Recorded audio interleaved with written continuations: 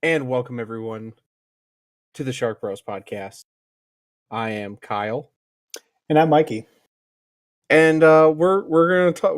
We're starting our new series today, Philosomiphizn, Philosomiphizn. which is I think is fitting. I think my brother fittingly named it Philosomiphizn. How are you today, Mister Elder Sharky? I'm good. I have a quick story Oh boy. because so this is life with my kids currently. My youngest son of my four kids, Youngest boy. my youngest boy, he has taken to getting angry and peeing.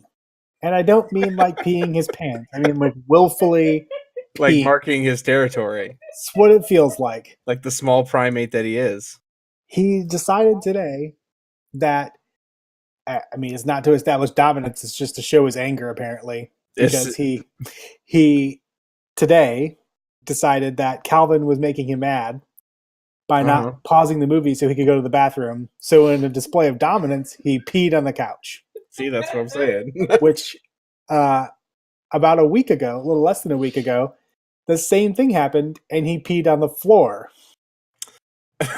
So he's got his butt whipped, but good, twice now in the last week for just peeing in our basement on the couch and on the floor. Yeah, that's not good. Yeah, you can't do that without consequences. There are harsh consequences. He's learning very quickly that your actions have consequences. Yeah, if there's consequences for a pet, there's definitely consequences for a small human. Yeah, and that little small human has learned that his actions have consequences in this past week. That you can't just go around pissing on whatever you feel like because you're mad. Yeah, that's not how you solve problems, and I'm sure he now regrets some of those decisions that he may not have made. Sometimes I'm not sure because I'm not sure how much of the message is. Your wife is glaring behind you. I just saw her behind you.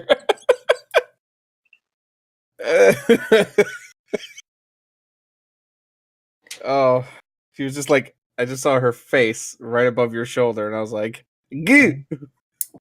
Ah! She probably heard me talking about the fact that you had to discipline him today. Yeah, that's living with children, I suppose. That's life with kids. Life with children has its ups and its downs. Mm-hmm. High notes and lows. High notes and lows, you know. So my 5-year-old peeing on the couch, definitely not a high note. Right. I mean, it was for him at the moment, I suppose. I don't think it was, because he immediately knew that he had done something wrong.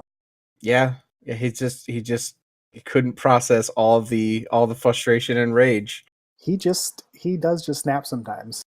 It happens to the best of us, It's just it's funny because I see so much of you and I when I watch them interact. And the two boys. Calvin is me, and Isaiah is you. Calvin pokes him and prods him and moves around in the shadows in the background until Isaiah snaps and does something visibly that he shouldn't do, and then he gets in trouble for it. I see. So I'm sure that scenario sounds very familiar to you. Of being prodded into doing something that you shouldn't have. I don't know, punching a hole in the doorway. Yeah, I've done that before. Yeah, at my prompting. Yeah, it happens. So, I have flashbacks to you. But we, you learn from those experiences, and so will he. And I learned if I do that, our very large father becomes very angry. Yeah, and he will in fact punish you and not me. I mean, I did get punishment. I got punished, but less so. Yeah, no, I did get severely punished for what is happening? Why are you choking him? A little light choking. Just a little light choking, that's what we're into. Why is your wife just... See, the thing is, people, we don't have cams yet. So it just looks like my sister-in-law is abusing my brother, but you guys can't see we all know that's not the whole story. That's the whole story. That's the whole story. Oh, well, Oh, I'm sure that will all blow over. yeah, I mean, let's go with that. Sure, yeah. Um, Oh, yeah, so tonight I have a Moscow Mule oh, you're drinking a Moscow Mule. Very nice. with Reed's Extra Ginger Beer. Ooh, feels really good. Um, I am drinking another Pulsar semi-dry hard cider. That's from Starcut Ciders. They are out of Elk Rapids. Elk So Rapids. I don't know where Reed's Ginger Brew is from. It looks like it's coming from the Caribbean, possibly. it's very possible. Who I'll have knows? to invest. I'll have to investigate that. But Yeah, it's ginger brew, so it's we need just to. extra gingery ginger ale. Yeah, we Because need I to. like the stuff that tastes like you're eating a ginger root.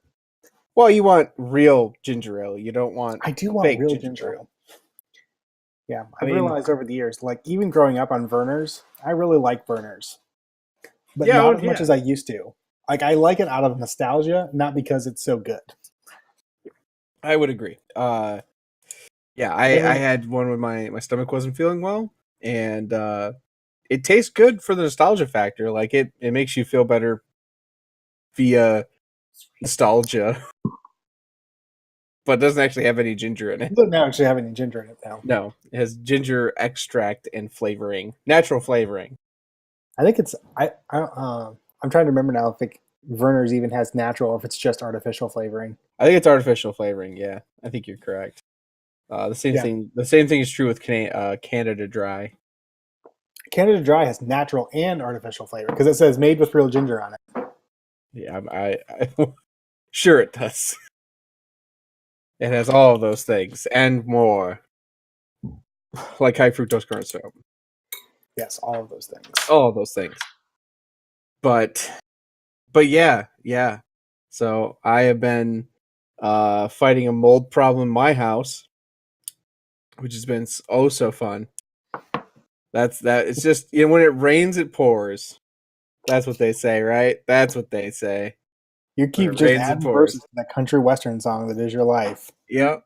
I just keep, as you said, I keep taking bites out of that shit sandwich that we call life. Mm-hmm. Day after day, just another punch in your tough shit card. So I dressed up like a meth maker and went down into my basement with with mold killer, and I sprayed an entire like canning cabinet and perimeter. So it's been fun. It's been real, man. I tell you, you can't get much better than dressing up like a meth maker, going down in your basement, and just handling harsh chemicals. Which then I quarantined in a garbage bag. Seems very So quarantine. yeah, I was like, it very much warns you not to consume it or get it in your eyes. What is happening on your side of the table?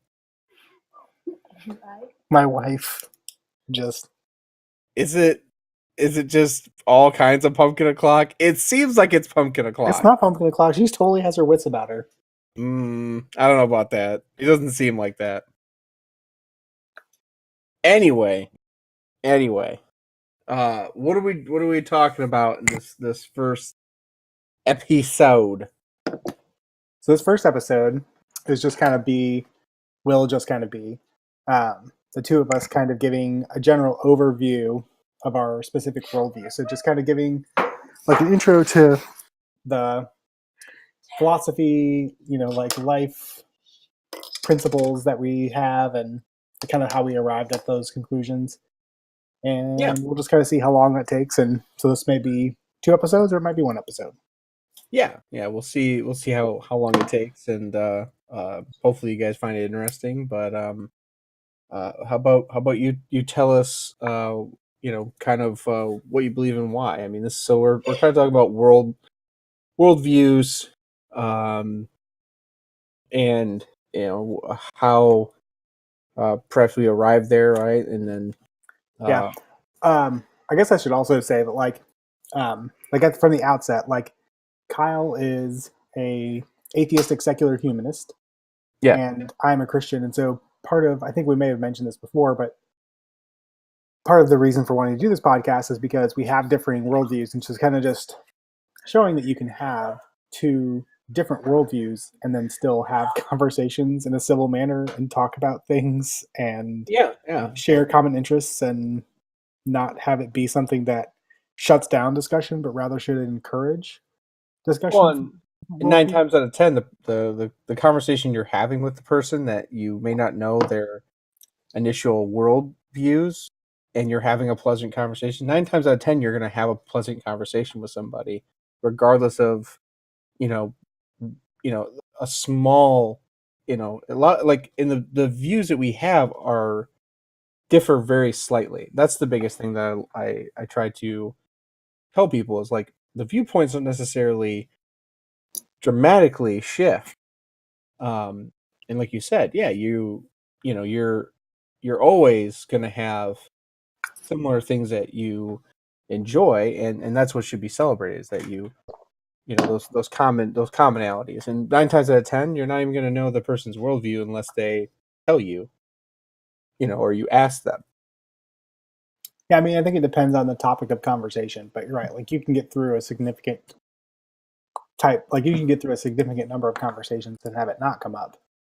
But Oh, having the civility and humility to have those conversations when it does come up and approach the yeah, situation it's very like, important. yeah.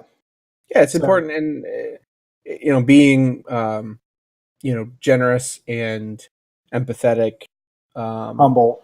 yeah, and humble. Just a genuine interest in what the other person has to say. I think is the hardest thing that most people do.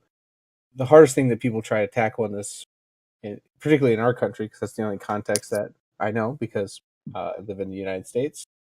So, um, I think that's the hardest thing for people to do is to just genuinely listen and not try to convince somebody of a particular point, because that's not really what you're necessarily there to do. In most conversation, in most lay conversations, you're not attempting to convince somebody of a particular point. You're just I think most times um, you're trying to argue the rationale of your worldview. well, I mean, unless I think that's when someone specifically, you know, wants you to defend the worldview. Um, but genuinely, like when I talk to people about differing viewpoints, I don't try to present it as if my point is. I don't already presuppose my point is right. So I go into it explaining why I believe, what I believe, and why, and then the conversation can go from there. And I ask them what they believe and why, and then progresses. But I don't think my position isn't one to try to convince anybody of necessarily that, unless it comes down to it. Then I guess then you can have a knockout, drag out, type of debate of arguing rationale and whatnot. But typically, I don't think most people counter that. But if you do, um, just handle it courteously and empathetically, I think, is the most decent thing you can do. Agreed. Um, so do you want me to cover my worldview first then? Absolutely. Okay. So I am a Christian theist. Um, I believe that um, God gives the most um, thorough and like robust worldview to work from. Um, I think that believing God makes the most sense of the origin of the universe, the fine tuning of the universe for intelligent life, the existence of objective moral values and duties. Um, it makes sense of like how the world works, just kind of in general. Um, what else can I think of when it comes to Well, that? so particularly what denomination of Christianity allows that to happen?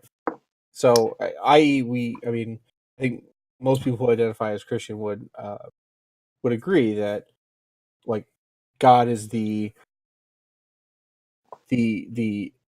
prime mover, right? Mm-hmm. But what not all Christianity gets you to that point.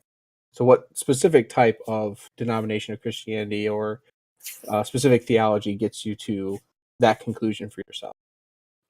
Well, my particular denomination of Christianity would be like I'm a Reformed Christian, meaning like holding to Mm-hmm. most of the things that were taught by the reformers, like Martin Luther, John Calvin, Ulrich Zwingli, during the Protestant Reformation in the 16th century. Um, and I don't think that necessarily that particular worldview leads you to those particular things. That's kind of like those would be more like broad categories of things that like everyone who would claim the title of Christian would like agree that God would be the best explanation for the origin of the universe, the fine tuning of the universe, objective moral values, life, death, and resurrection of Jesus. The fact that God can be known and experienced, that He exists in an intimate context, like Mm-hmm. much different than like the Hindu conceptualization of what like God or gods are like. Okay. Um, so yeah, so I'm a Reformed Christian. So there's like a specific set of interpretation of the Bible that comes along with that particular worldview. That seems to be the best interpretation of what the Bible teaches to me. Um, there are like varying degrees of gray areas in the Bible that like I wouldn't have a problem with if somebody disagreed. Like I just wouldn't agree with that interpretation, but I wouldn't say that that person wasn't a Christian just because we had a differing interpretation. Mm-hmm. Which I think is to me one of the most appealing things about Christianity is Christianity very much like opens itself up for criticism internally and externally. Um, it's probably the most scrutinized um, world religion that there is. Uh, I would say most religions are scrutinized or criticized. Depends on what denomination you're talking to. So I'd say a benefit, or I'd say a positive thing about your particular set of beliefs is that you are open to criticism, and perhaps the congregation that you are a part of is. Um, but just in general, people who have a very set particular belief structure aren't always up to that. So I would say it's a good thing that Well, you are. yeah, I mean, like I would say that like Islam, for example, is kind of not open to criticism. Like you can kind of critique Jesus. Like there's all kinds of cartoons that like fun of Jesus, and like a lot of them are really funny. But like when it comes to like Islam, you're not really allowed to make fun of Muhammad, Right. even if you're not a Muslim. So I think that's where like I would distinguish that like Christianity is kind of open to criticism. Like it might not take it well. Christians might not take criticism well, but Christianity Right. itself is extremely open to criticism. Well, yeah, You're not allowed to question it. I think the biggest thing is that most highly religious people, because it is uh, very personal. I mean, essentially they are personal beliefs, i.e., they are extremely close to one's identity. It's hard not to see why. I think it would be very ignorant to not see why people, um, when criticism happens, people take it very close to heart. Yeah, And I get that. sure. And I think I do agree that there are some. You have to. I don't know what you're doing. Are you flipping poker chips? I dropped my bottle cap. Okay. Um, but essentially, yeah, I think that's a difficulty, and I think which we might cover later on. But I do think that's um, a difficulty that religion has to overcome at times, and has had a tough time shaking that coil throughout the modern age of being of accepting criticism where criticism is fair, because we do that in all sections of society, not just particularly religion. It doesn't matter what you do, or what positions you hold, but it's important that if you take yourself out of the critical discourse of determining what's allowed, what's not allowed, then you're not allowed to be part of the discourse. You know what I mean? So if you say, well, we don't like that and we don't appreciate that, it's like, fine, that's your opinion, but you shouldn't try to make legislation to you know uh, make laws against that, or restrict people's freedom of speech or liberty or pursuit of happiness. And I think that's for the most part, I think that's what people have difficulty with, talking about any religion, whether it be Christianity, Islam, Hinduism, um, Buddhism, you name it. Yeah. So that's the basics of what I believe. So essentially, a Calvinist, a Reformed Christian, who you take parts of, like Martin Luther, Calvin. Who was the third person that you mentioned? Ulrich Zwingli. Ulrich Zwingli. Oh, Rick Zwingli. Ulrich Zwingli. Yeah, Ulrich. Ulrich Zwingli, who I think was Swissman. Swissman.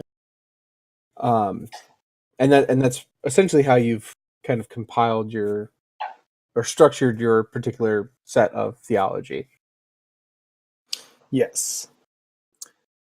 And like I started down that path into Reformed theology shortly after I became a Christian when I was 21.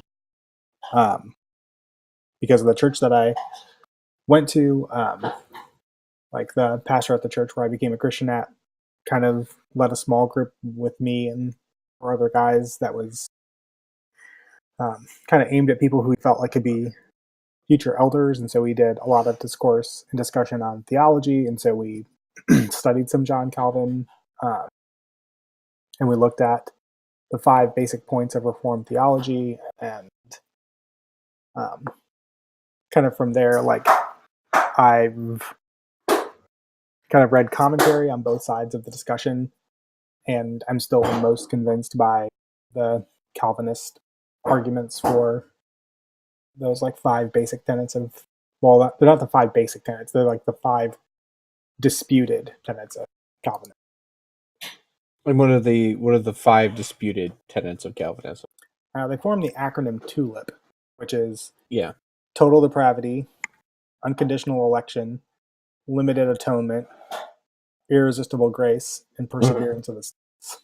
So there's a like subtlety of difference between Calvinists and Arminians about sort of like the nature of human depravity, how God chooses, like how election works, like how people are saved, and then how much does atonement cover, how resistible grace is, and then whether or not it's the third one, perseverance of the saints, is also often referred to as the doctrine of once saved, always saved, which is kind of an oversimplification of it, but essentially what it boils down to is that Jesus secures your salvation once you're saved. Like if you're genuinely saved, you can't become Right.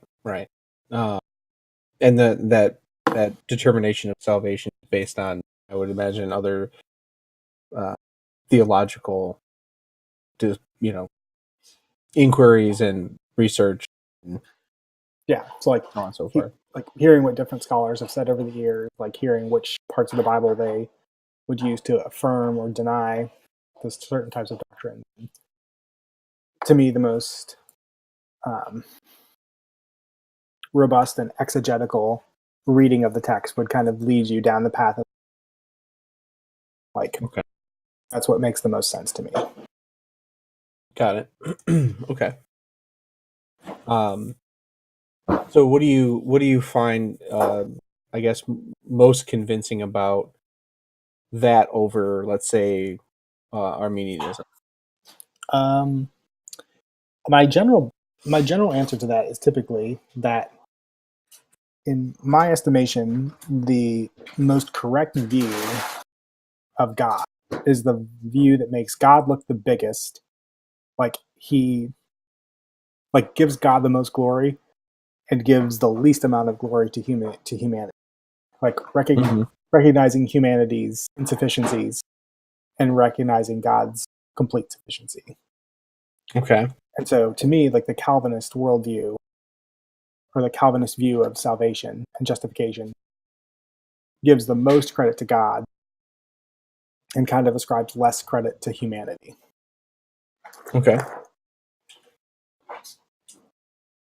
And so, like, since I think that most Christians would agree that the concept of God is a concept of a maximally great being, that whatever view of him is the one that is like his maximal greatness is probably the most. Okay. So that's the major departure from what what's more convincing to you is um the importance placed, where the importance is placed, and where what kind of specific devotion is being put where. Yeah, and I think that, and so like in my mind anyway, at least like the in reading scripture, like it seems to be the way that scripture typically talks as well, like throughout the Old and New Testament. The way that it typically talks about God is that like God is the one that is reaching down and redeeming humanity, and humanity basically does everything in their power to screw it up, and God perseveres in spite. Like God succeeds in His plans almost in spite of humanity. Okay. Um. So, for you, what would be the most accurate translation of the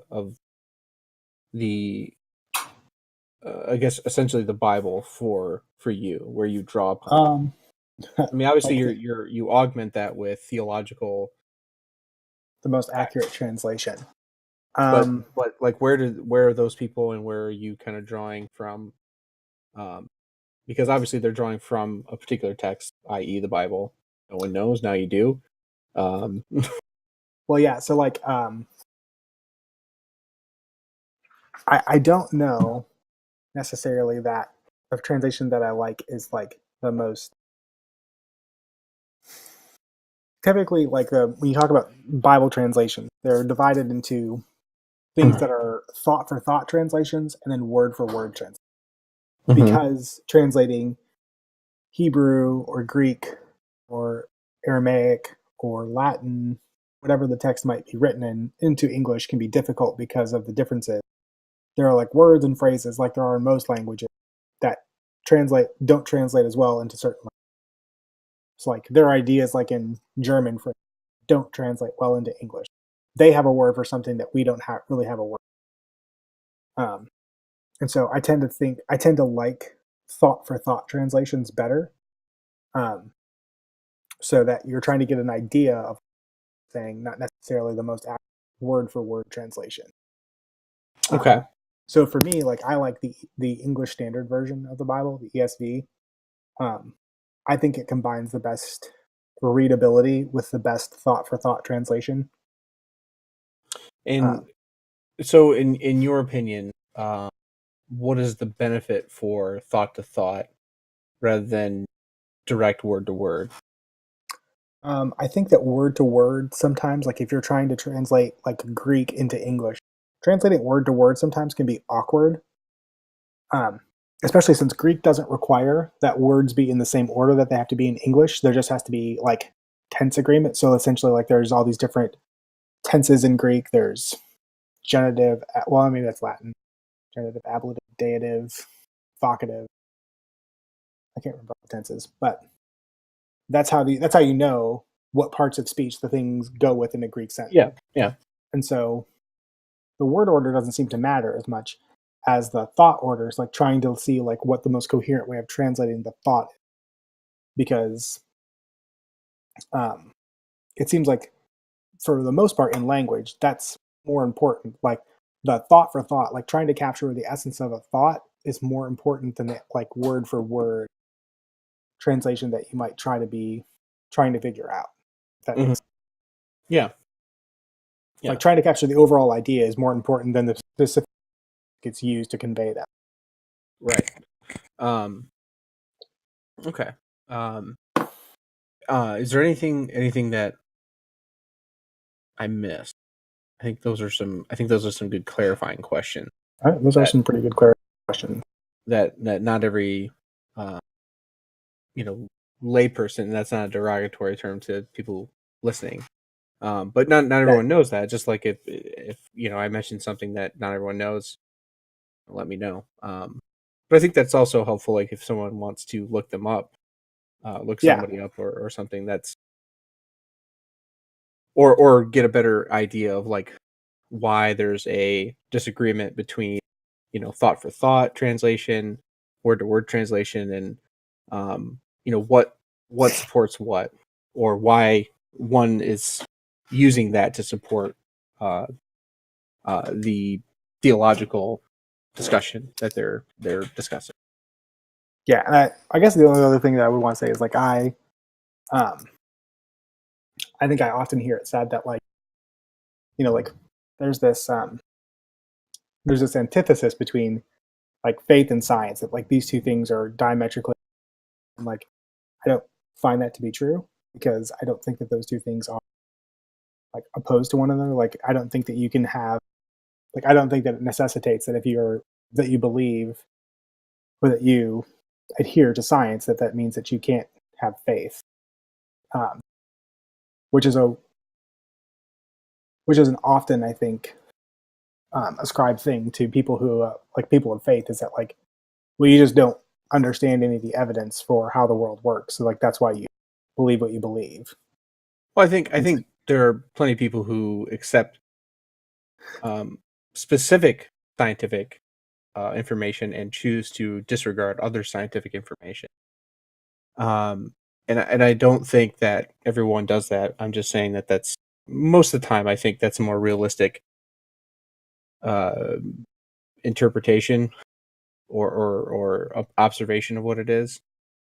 Um, and I would say again, I wouldn't ascribe that anybody who believes in who is confident of the scientific information that's out there can't have faith in specifically their religious belief.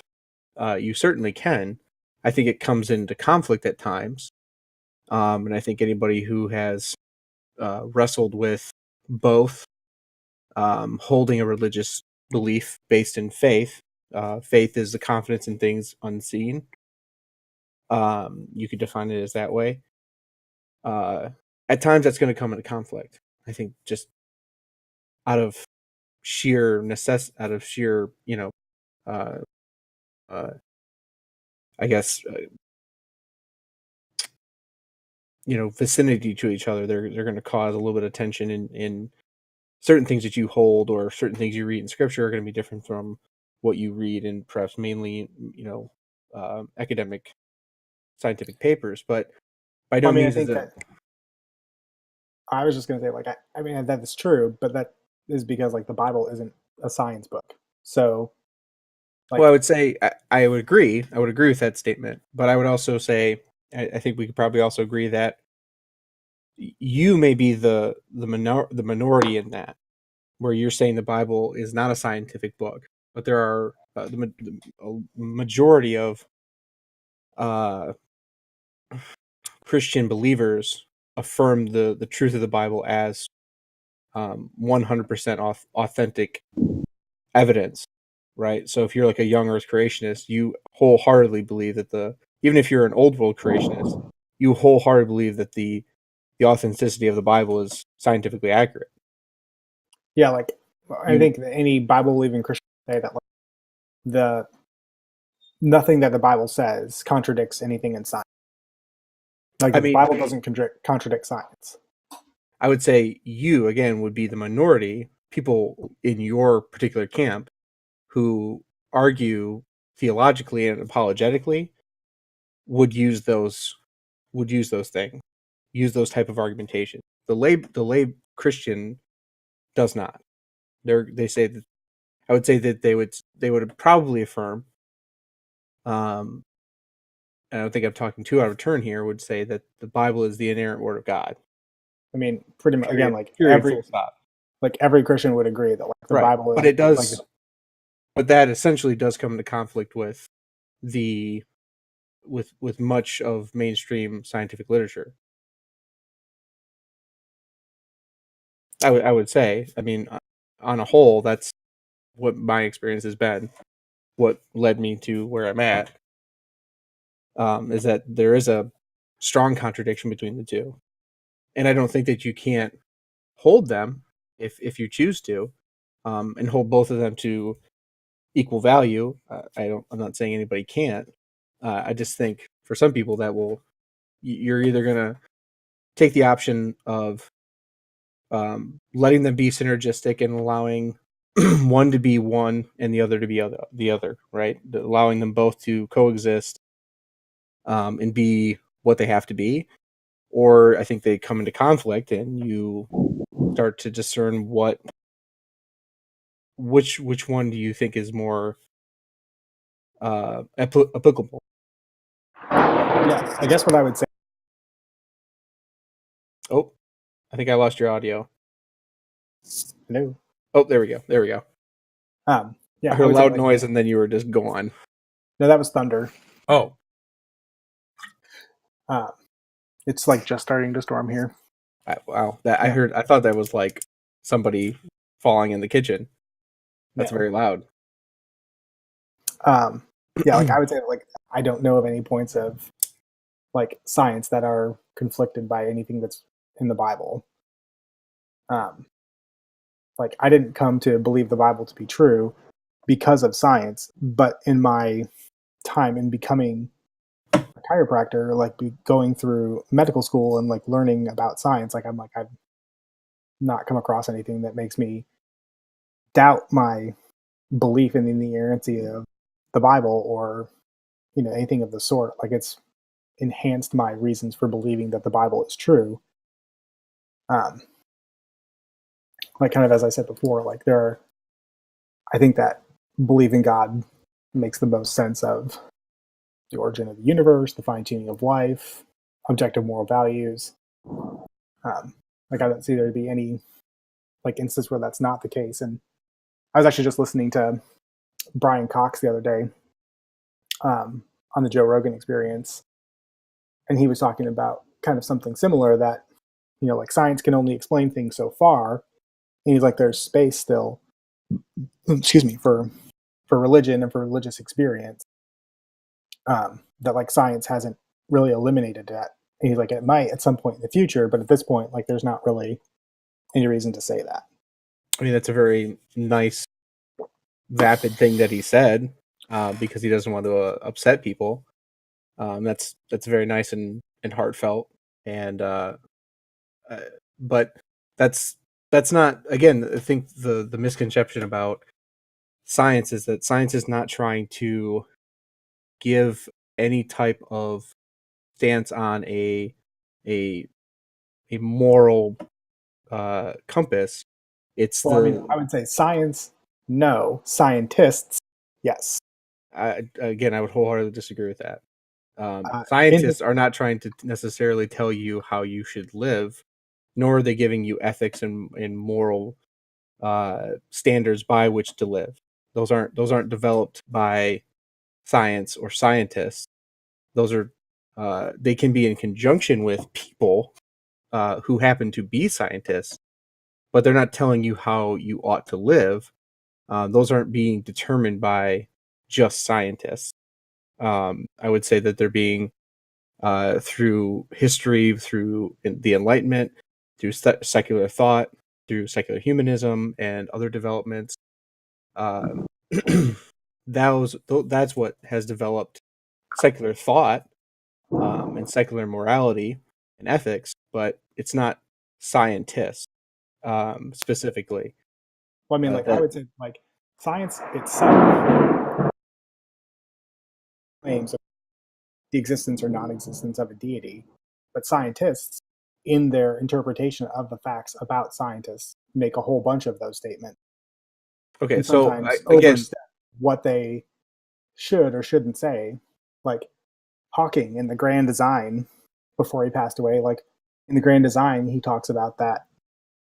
You know, there's not a necessity um, for a designer, essentially. Like God, like right, science has made God irrelevant, sure, which is a philosophical statement. It's not a scientific statement. right. You can hold a philosophical statement about your confidence in the God claim. That's neither here nor there. It doesn't take away or lend credence to the argument. It's just a personal philosophical viewpoint that he's holding, and to what degree of confidence I can't say, but that would have no it has no real bearing in that topic necessarily. I mean, you can I could very much fallaciously do the same thing and say creationists overstep their bounds because they're not scientists when they try to make claims of whether or not something looks like intelligent design or is actually just a is more explainable through naturalistic means. But I'm not going to do that because I'm not going to lump uh creationists into a specific I think group of people who I'm going to blame for misrepresenting, or who I think is going to misrepresent, uh you know theologians or apologists. So I wouldn't put much weight behind that necessarily. That's not going to determine whether or not something is true or false. I mean, I would agree. Like, it doesn't determine whether or not something's true or false, but it does kind of tilt public perception in one way or another. Because if you're saying like, well, scientists don't believe in God, like, well, it's kind of a like scientists primarily are atheists. Like, well, I mean, it's kind of those types of things tend to be misleading. And so when prominent There- scientists make claims about, I mean, polls from the scientific, I think it's scientific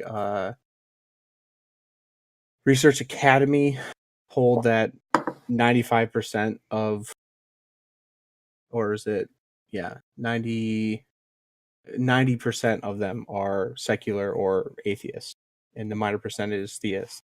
But again, that's not like a I mean, victory point, and nor does it really matter. I would say like maybe between 1900 and 2000, I mean, 65% of the Nobel this is Prize winners. polled. No, this is polled within the past 10 years, within the past decade. I This know, but isn't. like I'm saying, like between 1900 and 2000, 65% of the Nobel Prize laureates were Uh, theists. well, yeah, you've theists in general have had the corner of the market for the past 2,600 years. There's hard. This is something that Sam Harris says. It's pretty hard to pick somebody out who wasn't necessarily born in a theistic uh, or religious country. So again, it's really a moot point, and that's what I'm saying. Even on my behalf of arguing for scientists, I don't care what their personal beliefs are. It doesn't matter. If you let that sway you one way or another, then you're not being skeptical enough. You're not questioning enough. If you're like, oh, that bothers me that they're doing that, it shouldn't. It's wasting your time.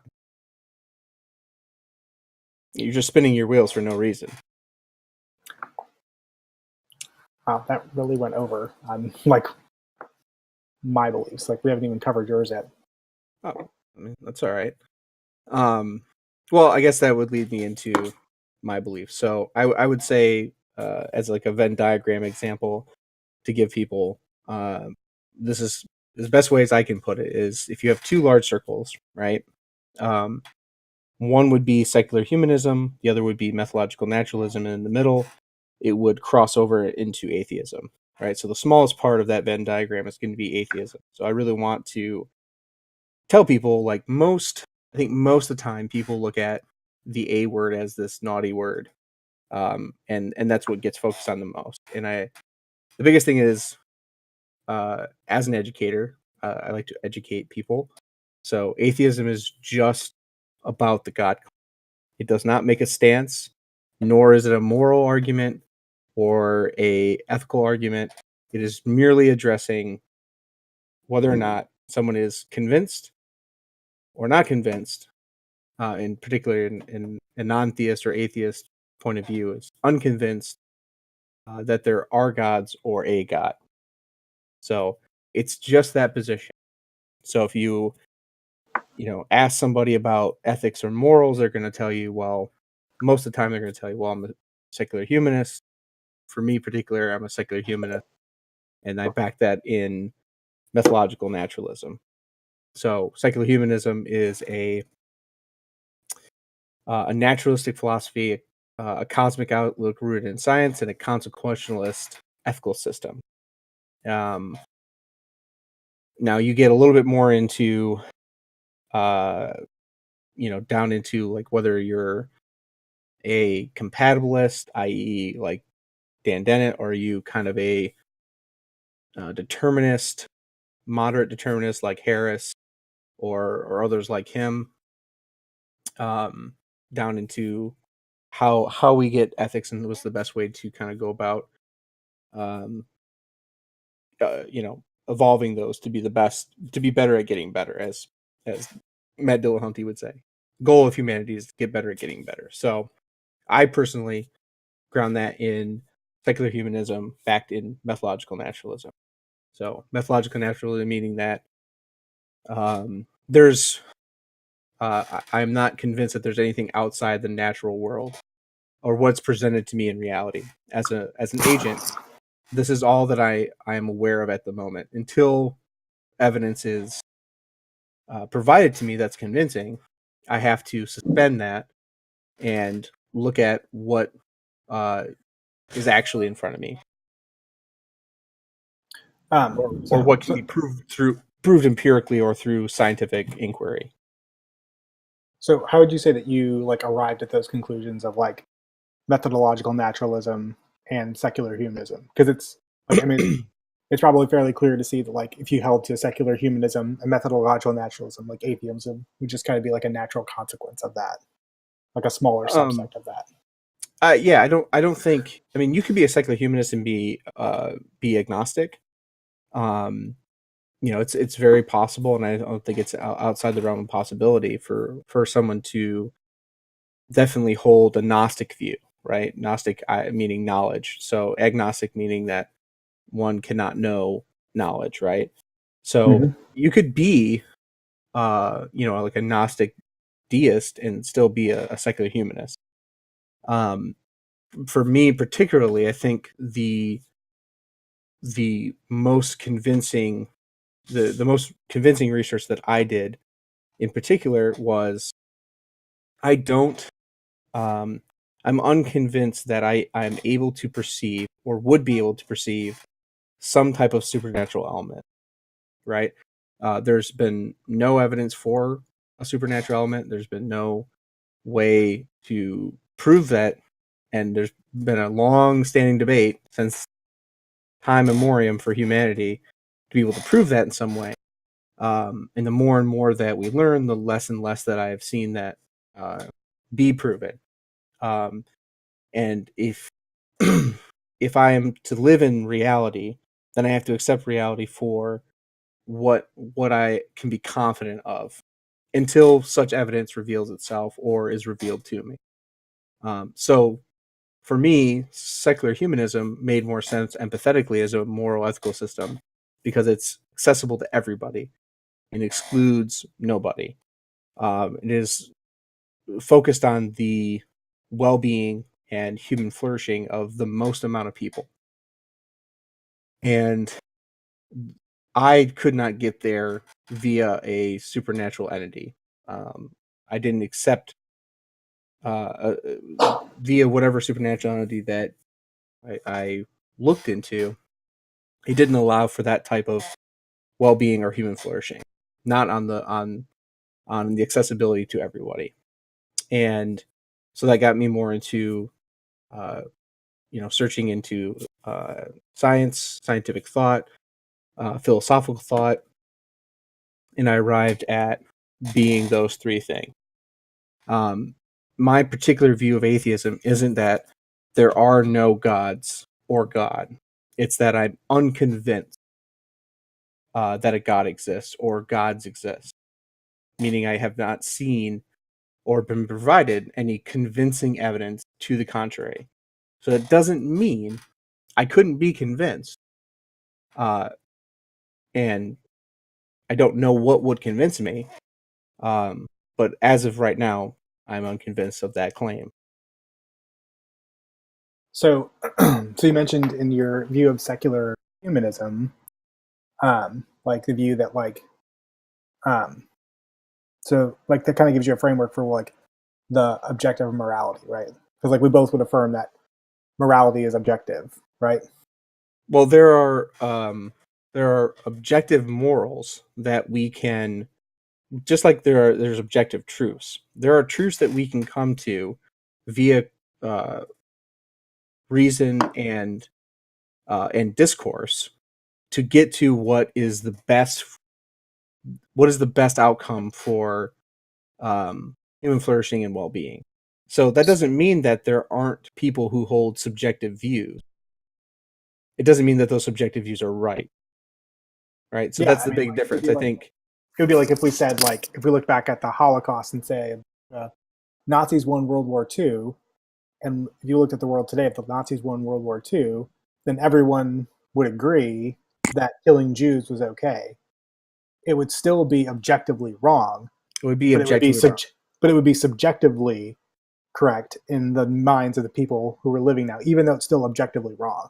Right. It's objectively wrong in that you could look at it. So from like my point of view would be that's objectively wrong because killing your own species en masse is a detriment to your species and to human flourishing. Right. You could take any number of moral stances. Right. You could be like, well, that isn't necessarily good for human flourishing. Obviously, it's not. We can all agree that it's not. Like that type of behavior, um, fueled by many different things in a culture in a cultural, social, political cooking pot, right? On this turn of the century and large technology, different systems of government, long-standing systems of government being questioned and uprooted, social economic disturbances being present, like all those things led to this, huge conflict, right? But we can all objectively go, okay, we can objectively say, obviously that's bad, right? It's not good for human flourishing. It caused mass amounts of death and misery and suffering. And as a sentient species, uh, I don't want, I wouldn't do that to a fellow human being because not only would I not want to do that to them, right, to hurt them, but I also wouldn't want to be hurt in that manner, right? So I wouldn't want to do that to somebody because I don't want that done to me, even if it seems like a selfish reason, right? There's an altruism there, uh, essentially. Um, so I don't want to do those things. I wouldn't want to rob somebody if I'm economically deprived. If I rob my neighbor, I'm not helping the economic disparity within the community. I'm actually harming another person, and I'm actually putting them in the same position I'm at by also putting myself in thankfully in we're in a secular kind of we're in a secular type of country where there's a there's an impartial justice system, so I can be punished, and that's not going to help my family either, right? If I'm providing for somebody or even providing for myself, I'm not going to get that in jail, right? I won't have liberty. I won't have any type of freedom. I'll be confined, and I would also be harming somebody. So that's the type of philosophical reasoning and rationing that we can look at and say, okay, those are objectively wrong, right? So Now where would there, you say that the objective grounding for those things is? Like, what is the objective grounding of those things rooted in? well, I mean, the way that you phrase it, kind of asserts that you would need a higher power. Um, the objective moral grounding for, let's say, anything, like I said, it would be human flourishing and well-being.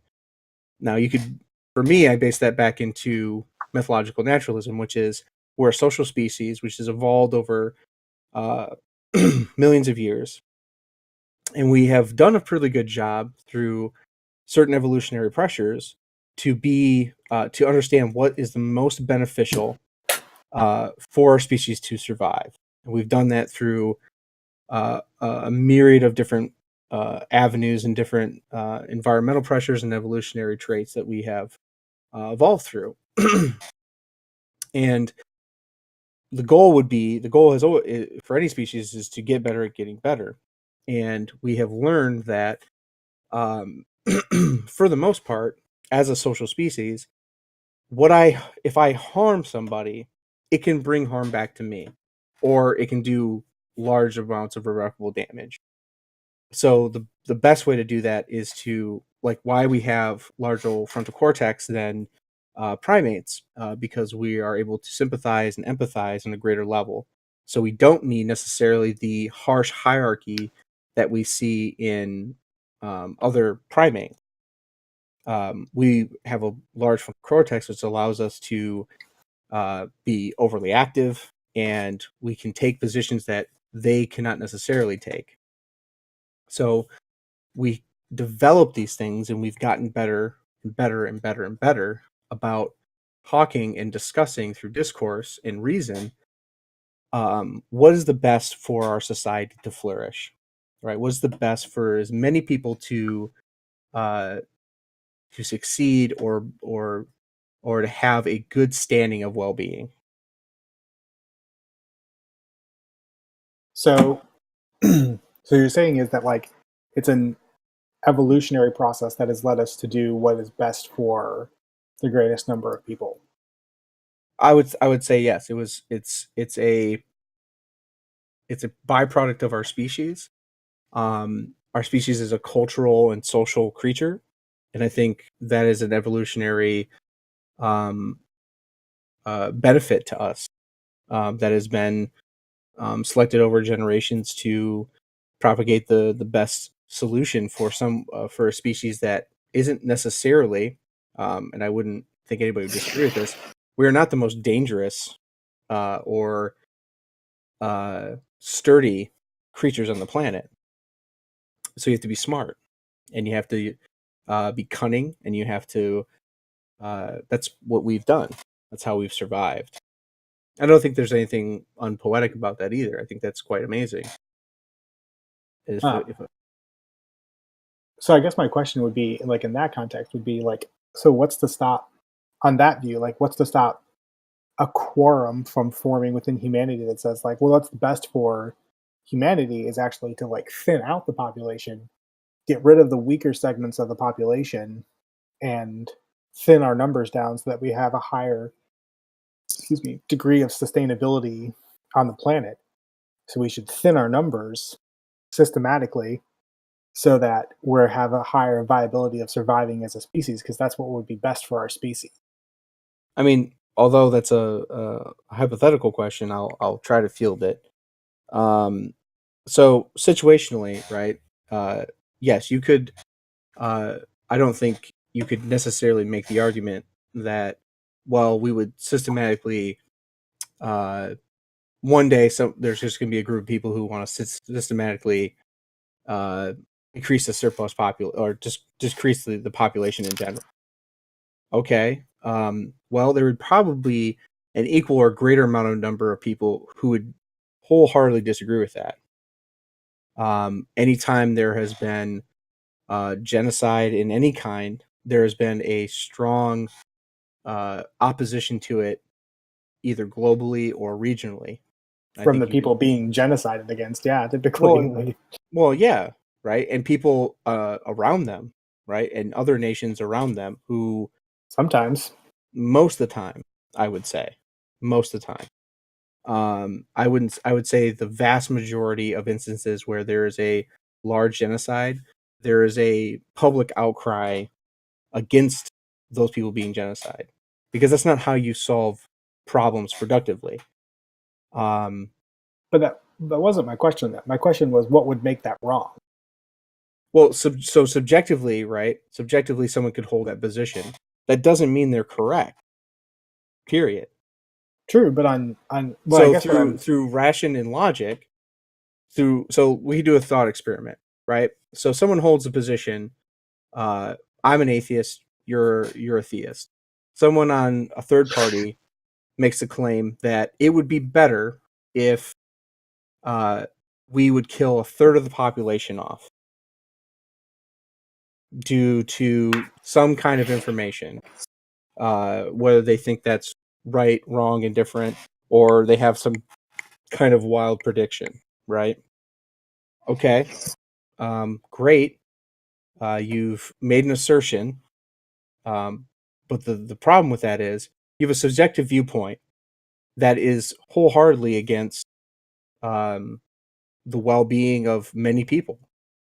So if you're, let's say this person's Thanos, right? This is a good example because it's essentially what you're saying is Thanos. I would say, like the Avengers, you don't get to make that decision. We will run our course and we will adapt, but it's not your place to say how you get to treat or get to decide whether or not someone lives or dies, right? That's against their, in America, that would be against their life, liberty, and pursuit of happiness, Mhm. right? So on a moral term, as a secular humanist, I'd be like, well, you're not doing what is for the well-being of that person. That person. So like a simple, let's say a simple equation would be, we can look at it: is life preferable to death? Mhm. Right. So yes. So there's the first argument: life is preferable to death. It doesn't matter if you're religious or non-religious. You would be prefer to probably live. The vast majority of people prefer to live than die. That's just a simple thought experiment. So most people, right, by and large, prefer to live than die. So that'd be the first argument against it, that person. I'd be like, well, you're wrong because most people want to live, not die. So you can try it again. Um, is health preferable to pain? Yes. Okay. So yeah. So if you kill a bunch of people, they're not healthy and they're gonna die. And and this could be any three. You could pick any three, to 3 or 4 or 5, whatever you want to do, right? To disprove or discredit this person's argument, because it's a really flimsy one, right? This argument of, well, what if someone does this? Okay, well, again, through discourse and reason and ration, we can talk about whether or not that would be a good solution, and we can pretty much all agree it's not, whether you're religious or non-religious. So I guess like the point that I was more making is that like if enough people came to hold a point of view like that, it's not doesn't necessarily make it objectively true. It just makes it what the majority of people hold to be true. I mean, Like you could again, this is you're stringing together like, well, if there's enough people, again, sure. Hypothetically, if there was enough people who wanted to build a giant donut, they could build a giant donut. Does it make it right or wrong to build a giant donut? What if it falls over and crushes people? I can't tell, is that a rhetorical or is that a serious question? No, that's how silly I think that hypothetical is sometimes that people offer. What if a group of people got together and the majority of them thought we should kill off half the planet or No, a no, third? I'm saying that like that is the same thing with any idea. Like if you're saying that like, well, if we have a quorum essentially and we agree that this is what's right, you haven't proven that that view is objective. You've just proven that the majority of people would agree with it. Oh, yeah, okay, Doesn't yeah, yeah, necessarily make it objectively true. It just means that the yeah, majority of people yeah. I agree with it. agree. I thought you were making the case for it, just as to be devil's advocate. No, no, Um, no, no. Like I can't see your face either, so we oh lost yeah, connection. So the connection went out. I Thanks for the can't tell thunderstorm. which which makes it tough. So no, I apologize. I thought you were playing devil's advocate.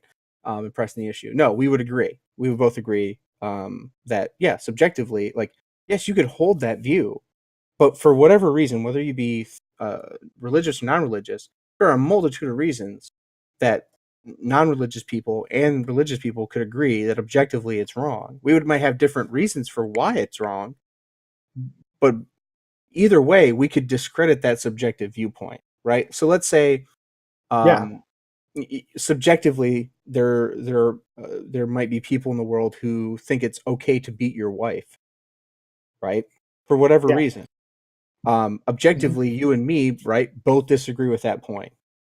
Yeah. Like again, like, Objectively, and it might again, like it might be for different reasons, but we both agree that like, yeah, you shouldn't. It's wrong. It's objectively wrong to abuse right? your wife. And so like as a common ground, something that I think theist people and non-theists can agree upon is the crux of it is you shouldn't harm another person. Period. Right? Yeah. I mean, You shouldn't do harm onto another person. Period. Because you wouldn't want that harm to be done upon you, or upon your family, or upon a friend. It doesn't benefit you or anybody. And yeah. sometimes it happens, right? Sometimes unexplained things happen. But for the most part, if you are actively beating your wife, this is a horrible subject, so I don't want to, warning to anybody, like if you're, like, I don't want to, do that. But let's say stealing, right? Stealing, like I used it before in the example, stealing may seem small, right? But on a larger scale, it can do irreparable damage to yourself and others. It may seem small, like someone could make the argument, well, I'm not really doing any damage. Like when there's a flood and there's looting, well, no one's really going to miss it.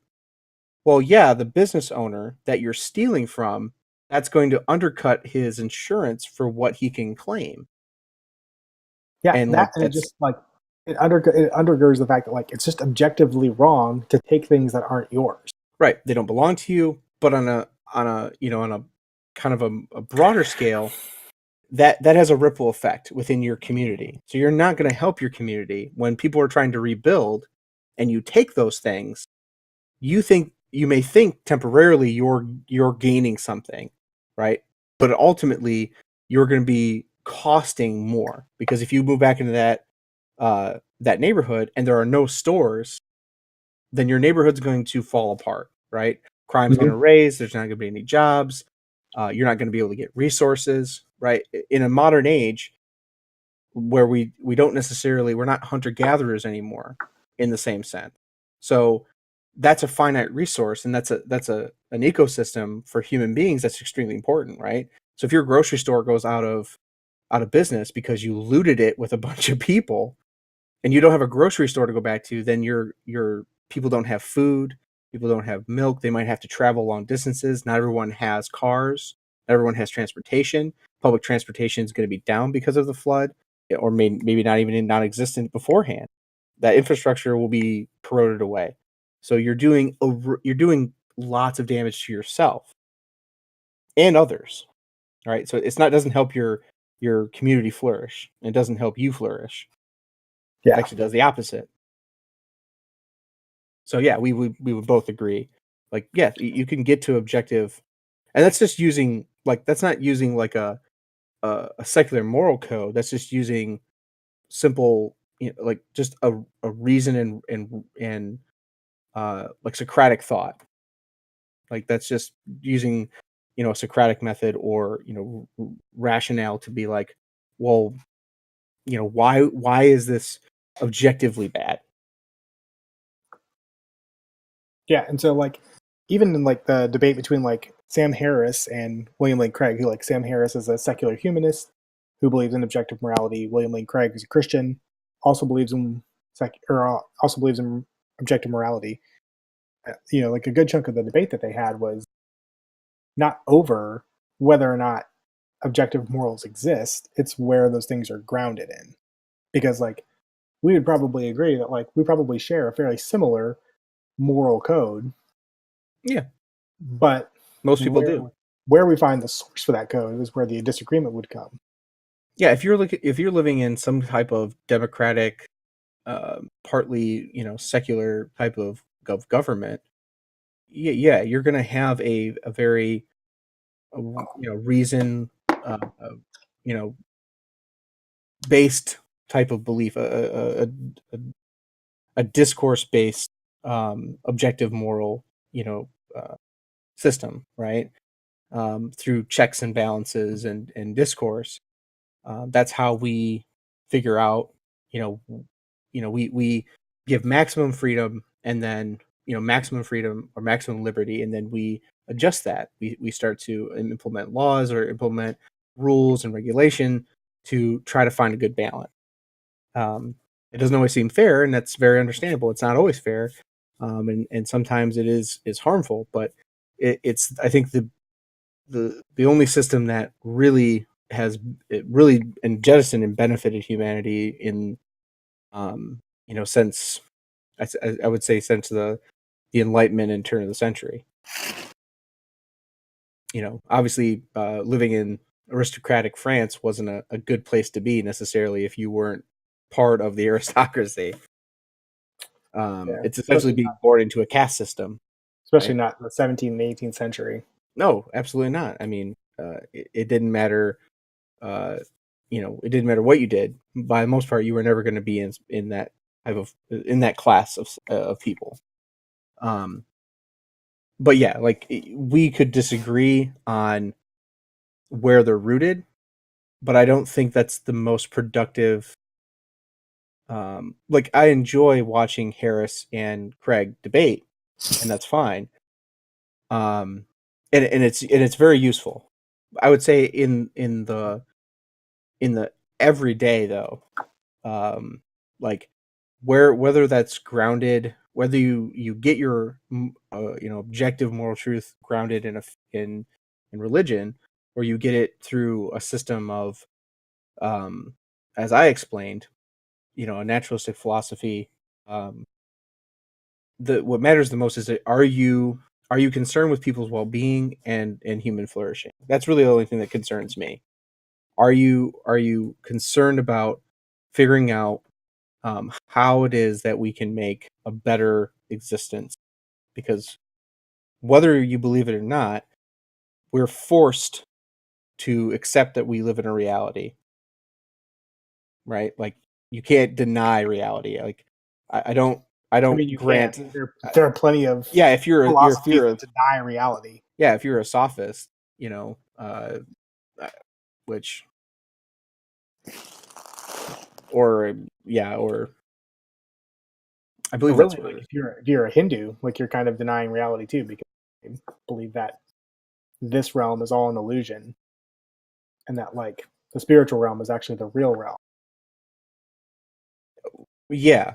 Well, it's so I don't necessarily like as an atheist and as a like a methodological naturalist, I'm like, yeah, I don't see any evidence for that, and I'm unconvinced that they would say like, well, of course you don't see any evidence for it. That's because this world is all an illusion. Right. I'm like, okay, well, prove that to demonstrate that is so. Like until you can demonstrate that that's so, no offense, I don't care, because I have to accept like like the whole brain in the vat argument, right? Yeah. If you're a solipsist, right? That's what I meant, solipsist. Which I think is absolute bullshit. Like the view and the theory that that the self is all that can be known to exist. I'm like, that's bullshit. Obviously, that's bullshit. Obviously, other things exist and other thinking agents exist because I'm interacting with you right now. Yeah, but that could be something that's totally within your mind. Okay. Prove that it's like my thing is like, okay, prove that it's otherwise. That's kind of like, but like funny because I'm like, that's exactly what they would say. Like, prove that it doesn't. Like, how do you prove that those other people exist? So like for me, it's like the fast, easy way to get rid of a solipsist is like, okay, prove that those exist. Okay, well, I'm confident that I'm talking to you right now. Do you agree that you're talking to me right now? Yeah. Yeah. Okay. So we're two thinking agents. You're a thinking agent who doesn't know whether or not doesn't know that I can exist, but you're communicating with me. So what's more? So this is where I think Hume comes into really big part, like really big play, right? You have to deny the greater miracle, right?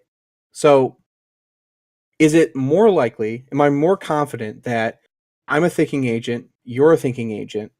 I see other thinking agents and other creatures who interact similarly, right? So I can look at bonobos, chimps, right? They have social interactions. Obviously, those are thinking agents to a degree.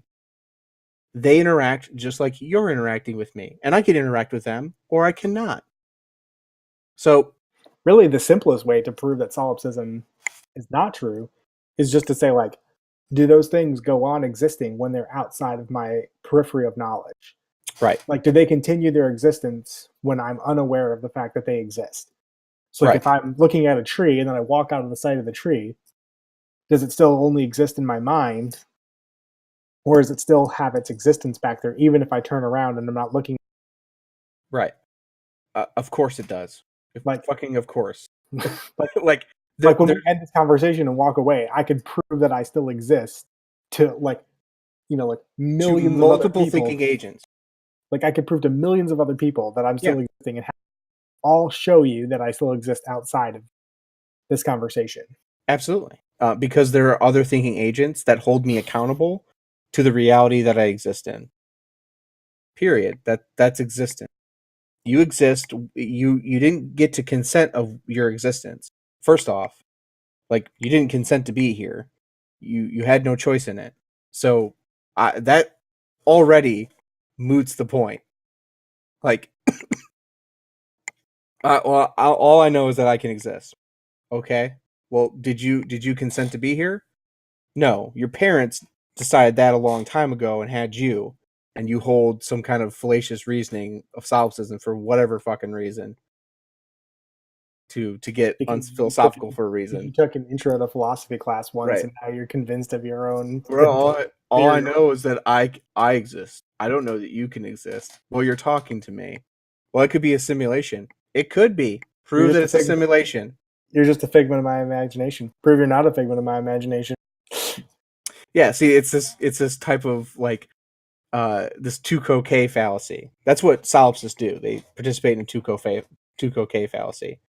Like, yeah, but so what? You prove yours. Yeah, so are you. No, no, no. I'm telling you, like based in very basic scientific theory and very like scientific evidence, like you are a biological creature. You are made of atoms and cells in a complex type of matrix. You are a physical being in a physical universe. That's one of the only things you can really be sure of, in my opinion. You're Yeah, a I mean, physical being in a physical universe. You know that to be true. yeah, it's like they start off with a partially correct thing by saying like I Sure. can be sure that I exist. Right. But where the fallacy comes in is when you say like I can only be sure that only I exist. Right. And like, nope. You lost yourself there for a minute. Right, because it's like you can because I'm like that first premise, like it's like logical, like okay, yeah, like Right. I exist. Like yes, I know that I exist. Like I'm aware of my own thoughts, I'm aware of my own body, like I'm aware of my own existence. Right. So therefore I Sure. can prove that I exist. It happens to be a nice biological feature that you are pre-programmed with. It sometimes makes us a very poor species and sometimes makes us a very fascinating species or a very efficient species. That whole conundrum of self-awareness, right? Like we have a high degree of self-awareness. So we're able to critique ourselves. We're able to ask um, abstract questions or um, you know uh, questions that examine the outside world, right, and how it relates to us. um, Again, the only thing, like for me, it's yes, like you said, that's you can be sure that you exist. You can also be sure that your cat exists and that your mother exists on a very brief timeline. I mean, from a standpoint of just pure necessity, your mother and father have to exist. Right. If you're unsure of anything, you know that you had to have a mother and father, or you would not be here. Right. That's you. So there comes a point where like there's a ridiculousness, there's a silliness to an argument that I'm just unwilling to entertain. Like I mean, solipsism is one of those things. there are several schools of thought where you're like, I can't talk to you about this because it's too stupid to validate it by talking about it. Right. So, Which is what we just did with solipsism, by the way. well, yeah. Like like someone can subjectively hold that point, but you're not outside the criticism of that, or you're not outside. I was just say we're not trying to criticize. Like, yes, there are solipsists. I mean, we but are absolutely 100% yeah, we're criticizing totally solipsism. but like objectively, yes, part of that presupposition could be true, right? You are aware that you exist. I mean, like 90% of that initial Sure. thought is true. One's like I would you say, exist. yeah, but they Like, would say like only one's mind, only one's own mind is sure to exist. And I'd be like, I still have a problem with that. So that's what I'm Like, saying. Like 90% of that, like I agree with. Like right? you can be sure that your own mind exists. You Yeah, to can't some be sure that degree. only your mind exists. So it's just that it's that only word that they throw in there. Yeah, because they start the that they presuppose, this position, and you automatically assert that it's the only, like there's one. It's like, how did you come to that? But what means have you come to understand that? Because I'm Like, only sure about the fact that my own mind exists. I'm not sure if your mind exists or if it's a figment of my mind.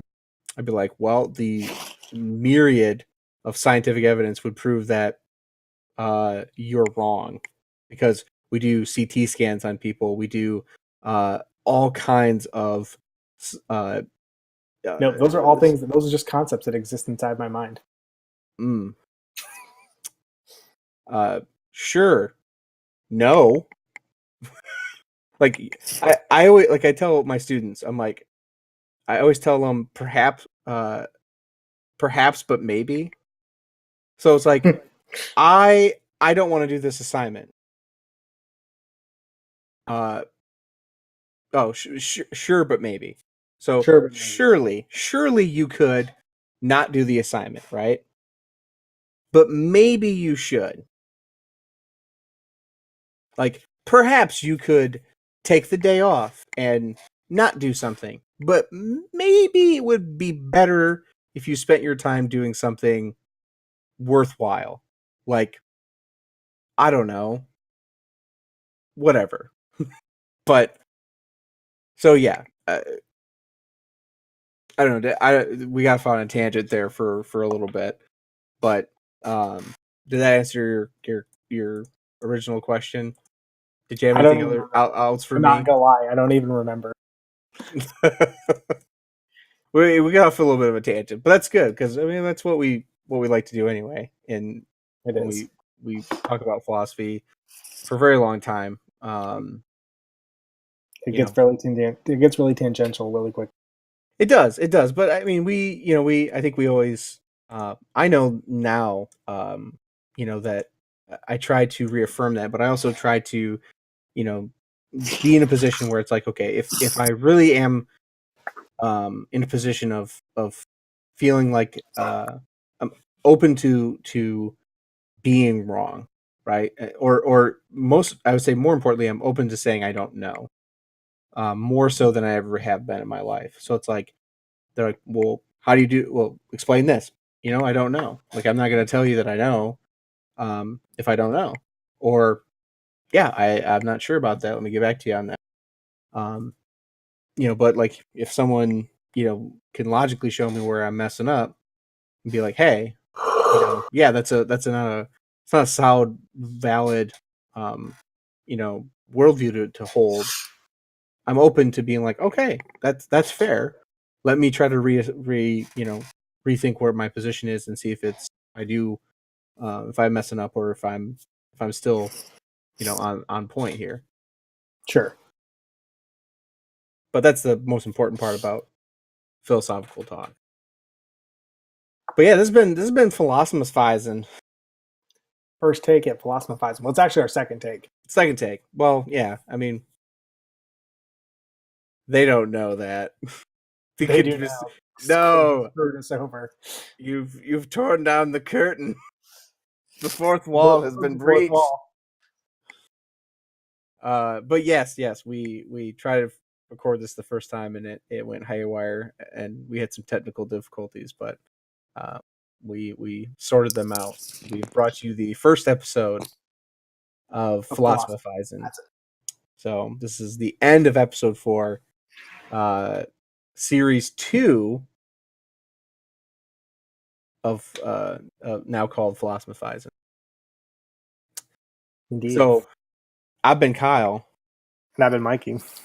And it's been real. It's been real, y'all. Or has it? Because you only exist inside the mind of a blue-eyed giant. The blue-eyed giant. All right. Yeah, check us out on SoundCloud, on YouTube, Facebook at the Shark Bros, and we still love comments. Keep liking us and keep an ear to the update. Indeed. All right. We gotta get the outro sound. We gotta get the outro because we don't have any music still, so this is the best we can do. Man, the budget sucks. There's no budget. Dude, no. The budget is $0. Oh.